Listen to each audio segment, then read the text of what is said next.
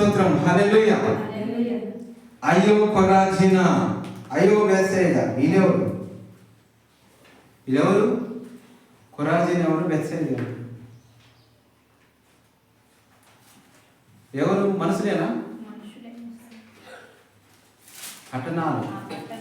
పట్టణాలు దేశాలు, పట్టణములు వారు. కొరాజిన పట్టణం ఒకటి, బెత్సైదా ఒకటి.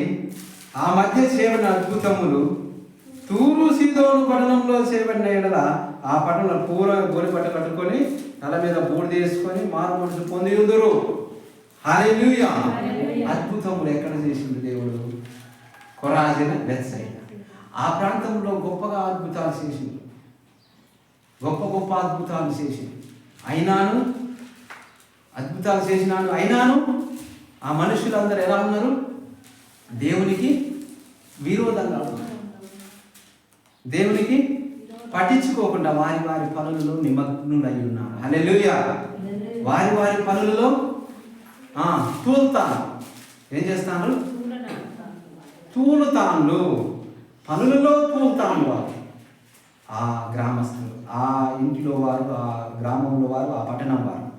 ఆ పట్టణంలో గొప్ప గొప్ప అద్భుతాలు చేసింది యేసు ప్రభు. అయినాను వారు ఏం చేసిండ్రు? వారి వారి సంపాదనలో స్వకీయమైన దురాశ చేత నిలబడి వారి వారి క్రియలే చేస్తూ ఉన్నారు. దేవుడి క్రియలైతే చేయట్లేదు. అక్కడ దేవుడు అనేక అద్భుతాలు చేసిండు, కానీ వారు ఏం చేసిండ్రు? దేవునికి దూరంగా బతుకుతున్నారు, దూరంగా జీవిస్తున్నారు. దేవుని ఆలోచనలు కాదు కానీ లోక సంబంధమైన ఆలోచనల చేత నింపబడి ఉన్నారు. దేవునికి స్తోత్రం. హల్లెలూయా. అయ్యో కొరాజిన, అయ్యో బెత్సైదా, తూరు సీదోను ప్రాంతంలో మీ మధ్యలో చేయబడినటువంటి అద్భుత కార్యాలు, మీ మధ్యలో చేయబడినటువంటి సూచక క్రియలు ఇంకా వేరే ప్రాంతంలో చేసిన ఎడలా వారు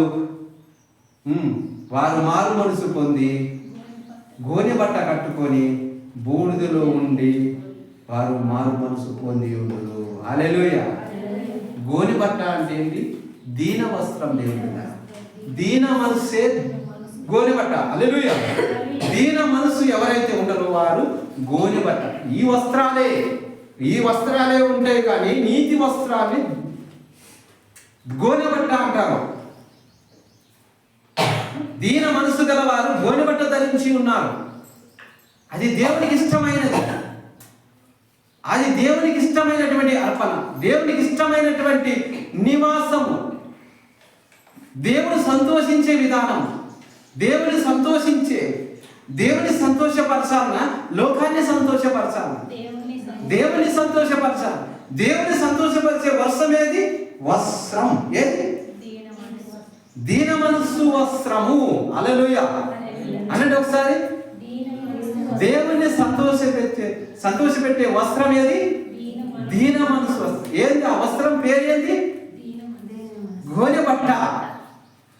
గోనె బట్ట అంటే గోనె బట్ట కాదు, దీన మనసే దేవుని సంతోషపెట్టే వస్త్రం. దేవుని సంతోషపెట్టేవారు. మీ మధ్యలో అద్భుతాలు జరగలేదా? జరిగినా కానీ దేవుణ్ణి ఆశ్రయిస్తున్నారా? లేదు. దేవునికి ఇంకా దూరంగానే ఉంటున్నారు. అనేక ప్రమాదాల నుండి తప్పింపబడ్డారు. అనేకమైనటువంటి అట్టడుగు స్థితి నుండి మేలైనటువంటి స్థితిలోకి అందరికి సరిపోల్చదగినటువంటి స్థితిలో పెట్టినా కానీ దేవుని ఏం చేస్తున్నారు? ఇంకా దేవునికి దూరంగానే బ్రతుకుతున్నారు.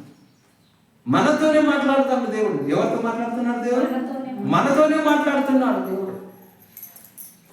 ఇంకా దేవుణ్ణి అద్భుతాలు చేసినాను, ఆశ్చర్యకార్యాలు చేసినాను, ఇంకా దేవునికి పరలోక రాజ్యం ఇస్తానని సెలవిచ్చినాను. దేవుడు ఇంకా దేవునికి సమీపంగా రాకుండా మీ స్వకీయమైన దురాశ తీరబడి సంపాదనలో పడి ఉన్నారు. దేవుడు ప్రపంచం మొత్తం ప్రతి గ్రామమైనా, ప్రతి ఊరైనా, ప్రతి ఇల్లు అయినాను, ప్రతి పట్టణమైనాను దేనిలో నిమగ్నులై ఉన్నారంటే సంపాదనలో నిమగ్నులై ఉన్నారు.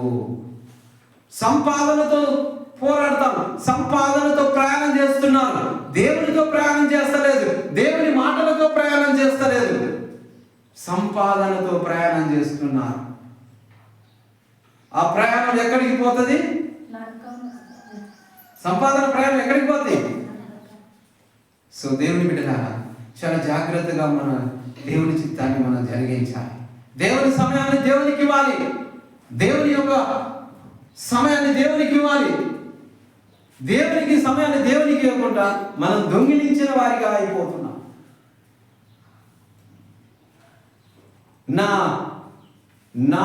నన్ను దొంగిలిస్తున్నారని మీకా గ్రంథంలో ఉంటుంది. మీరు దొంగిలిస్తున్నారు. ఎవరిని దొంగిలిస్తున్నారు? దేవునికే. ఏం పెడతాను? దేవునికే ఫిట్టింగ్ పెడతాను. దేవుని సమయాన్నే దొంగిలిస్తున్నారు.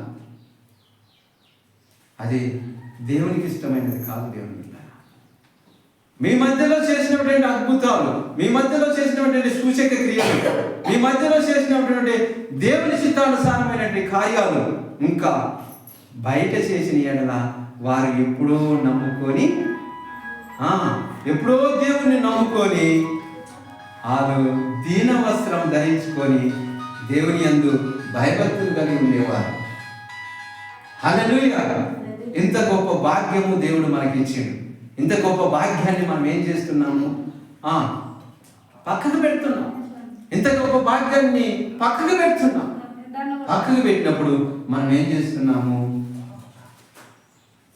దేవుడు మన దేవుని చిత్తాన్ని మనం జరిగిస్తాలి. దేవుని చట్టాన్ని మనం అనుసరించాలి. దేవుడు మేలైనదాన్ని చేపట్టమంటున్నాడు. దేవుడు మేలైనటువంటి క్రియల ద్వారా మనం అభివృద్ధి పొందుతాము. దేవుని యొక్క మేలైన క్రియల ద్వారా మన నోటిని నింపుతానంటున్నాడు. కొండ తేనెలతో మన నోటిని మధురం చేస్తున్నాడు. శ్రేష్టమైన గోధుమలతో మనల్ని పోషిస్తారని దేవుడు లేఖనాలు సెలవిస్తున్నాయి. శ్రేష్టమైన గోధుమలతో మనల్ని పోషిస్తారు. మనల్ని మనం పోషించుకోవాలా? దేవుడు మనల్ని పోషించాలా? చెప్పండి. దేవుడు మనల్ని పోషించినప్పుడు శ్రేష్టమైనది దేవుడు ఇస్తాడు. మనల్ని మనం పోషించుకుంటే శ్రేష్టమైనది మనకు జరగదు. ఏదో తిన్నామంటే తిన్నాం, పన్నామంటే పన్నాం, లేచినామంటే లేచినాం, మందిలో గుంపులో పోయింది. కాబట్టి మనం శ్రేష్టమైనది మనకు దొరకాలంటే, శ్రేష్టమైనటువంటి గోధుమలతో మనం పోషింపబడాలి అంటే దేవుని మాటలు. హల్లెలూయా! దేవుని మాటల ద్వారా మనం పోషింపబడాలి. దేవుని చిత్తానుసారంగా మనం జీవించాలి. అప్పుడే మనకు శ్రేష్టమైనది మనకు దొరుకుతుంది. దేవునికి స్తోత్రం. హల్లెలూయా! మీ మధ్య చేయబడిన అద్భుతం తూరు సీదోను పట్టణంలో చేయబడిన ఎడల, ఆ తూరు సీదోను పట్టణం ఏది? అది ఏ పట్టణము? అది దేవుని ఎరగని పట్టణం. అది దేవునికి వారికి తెలియదు. ఆ పట్టణం వారికి దేవుడు అంటే తెలియదు. వారికి దేవుడు అంటే ఎవరో తెలియదు.